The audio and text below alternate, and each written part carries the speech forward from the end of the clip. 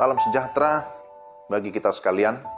Senang bisa berjumpa di dalam renungan firman Tuhan hari ini. Mari kita berdoa. Tuhan, terima kasih ada waktu bagi kami untuk mendengarkan kebenaran firman-Mu. Firman-Mu itu adalah firman yang berkuasa di dalam hidup kami. Kami memohon Roh Kudus menolong kami supaya kami dapat memahami firman-Mu dengan baik. Di dalam nama Tuhan Yesus kami sudah berdoa. Amin. Efesus 6 ayat 18. Berdoalah setiap waktu di dalam roh dan berjaga-jagalah di dalam doamu itu dengan permohonan yang tidak putus-putusnya untuk segala orang kudus. Efesus 6 ayat 18. Renungan kita saya beri tema mengubah pola doa. Nah, saudara-saudara yang terkasih dalam Tuhan, kalau berbicara tentang doa, saya kira ini sudah menjadi gaya hidup kita. Doa adalah respons alamiah hati manusia terhadap masalah. Seruan minta tolong kepada Tuhan. Doa begitu sederhana sehingga seorang anak kecil pun dapat melakukannya. Namun sekalipun demikian, doa juga begitu mendalam sehingga seorang teolog yang hebat pun tak dapat memahami sepenuhnya bagaimana cara kerja doa. Doa merupakan anugerah Tuhan bagi kita, saudara-saudara, yang menyanggupkan kita untuk kita berkomunikasi secara langsung dengan Tuhan.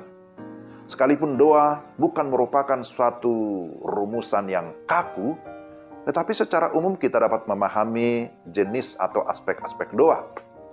Aspek doa itu ada 4, biasanya disingkat dengan X. A itu adoration atau pujian penyembahan. C itu confession atau pengakuan dosa. T adalah thanksgiving, pengucapan syukur. Dan S-nya supplication, yaitu permohonan. 4 aspek doa ini menjadi dasar dari devosi kita yang dapat ditambahkan juga dengan doa syafaat.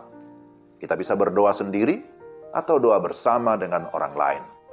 Kita bisa berdoa dengan bersuara ataupun tidak. Kita bisa berdoa dengan spontan atau berdoa sesuai dengan liturgi yang sudah tertulis. Jadi, kehidupan doa adalah fondasi dasar dari kehidupan bersama dengan Tuhan. Saudara, saya yakin banyak dari kita sudah mengalami jawaban-jawaban doa yang meyakinkan bahwa doa itu berkuasa. Namun, ada kalanya kita juga mengalami saat-saat ketika doa-doa kita seakan tidak dijawab oleh Tuhan. Kita semakin mengintensifkan doa kita, bahkan ada yang sampai berpuasa, mengadakan peperangan rohani, memperpanjang jam doa, dan memperdalam isi doa. Kita mungkin tanpa sadar memakai doa sebagai cara mengendalikan kehidupan. Tanpa sadar, kita juga bisa tergelincir ke dalam pemikiran bahwa doa adalah cara membuat Tuhan memenuhi kehendak kita dan bukan meminta agar kehendaknya yang jadi. Nah, ini perlu kita berhati-hati. Jadi, tuntutan kita menjadi masalah. Kita berharap Tuhan melakukan apa yang kita anggap paling baik dan kemudian menyalahkan Dia ketika segala sesuatu tidak berjalan seperti yang kita inginkan. Saya harap pola pikir kita tidak demikian. Nah, bagaimana kita menjadi dewasa dalam doa? Pertama, pada saat tertentu kita akan mendapati bahwa ada satu misteri dalam doa. Memang seperti saya singgung tadi, tidak ada formula atau rumus ajaib yang menjamin kita akan mendapatkan apa yang kita inginkan. Doa bukanlah seperti menggosok lampu Aladin. Saudara pernah nonton Aladin? Lalu abrakadabra dan kemudian berharap terjadi apa yang kita inginkan. Kita berharap Tuhan mengabulkan apa yang kita minta. Tetapi tidak selalu demikian. Itu sebabnya saya berkata ada suatu misteri, artinya yang kita tidak bisa pahami di dalam doa itu. Maka di sini kita harus fokus kepada kehendak Tuhan. Kedua, kita dapat meminta pertolongan Roh Kudus untuk membantu kita bagaimana harus berdoa dan apa yang harus kita doakan. Ingat Roma 8 ayat 26. Kita tidak tahu apa yang harus kita doakan, tetapi Roh membantu kita dalam kelemahan kita. Sungguh, Dia dapat berdoa untuk kita dengan keluhan-keluhan yang tidak terucapkan.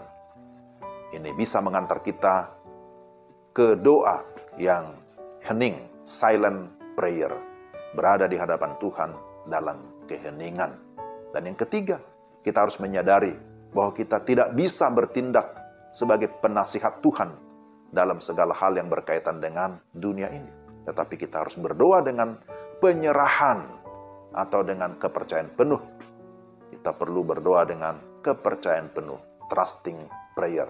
Percaya bahwa Tuhan sungguh-sungguh memegang otoritas atau memegang kendali. Dan yang keempat terakhir, kita dapat berdoa dengan kesadaran karena kita mengasihi Tuhan yang sudah mengasihi kita. Berdiam di hadapan Tuhan dan menikmati kasih-Nya. Dan kita mau mendengarkan suara Tuhan yang lembut dan teduh seperti Elia di Gunung Horeb. Maka doa bisa dianggap sebagai petualangan rohani yang dapat meningkatkan keintiman relasi kita dengan Tuhan. Jadi doa itu adalah satu keintiman relasi dengan Tuhan yang dilandasi oleh kasih. Saudara, sekali lagi, kita dapat berdoa dengan model X, penyembahan, pengakuan dosa, pengucapan syukur, permohonan sebagai dasar. Namun semakin kita bertumbuh dalam iman, kita bergerak melampauinya kepada jenis doa yang lebih mendalam, yang merupakan ungkapan kasih kita yang bergairah kepada Tuhan. Hal ini bisa menuntut kita menghabiskan waktu bahkan lebih lama dengan Tuhan dalam keheningan, ketenangan, dalam kesendirian bersama dengan Tuhan. Butuh pengorbanan yang mahal. Namun itu memang harga yang pantas untuk dibayar bagi kasih Tuhan yang begitu besar atas kita. Kiranya Tuhan menolong kita untuk kita bisa semakin dewasa dalam doa. Tuhan, terima kasih untuk firman-Mu yang meneguhkan kami, bahkan mengingatkan kami, supaya doa itu kami lakukan sebagai bentuk cinta kasih yang memperdalam relasi kami dengan Tuhan. Pimpin kami di dalam nama Tuhan Yesus. Amin. Tuhan memberkati saudara dalam melakukan segala aktivitas hari ini. Shalom.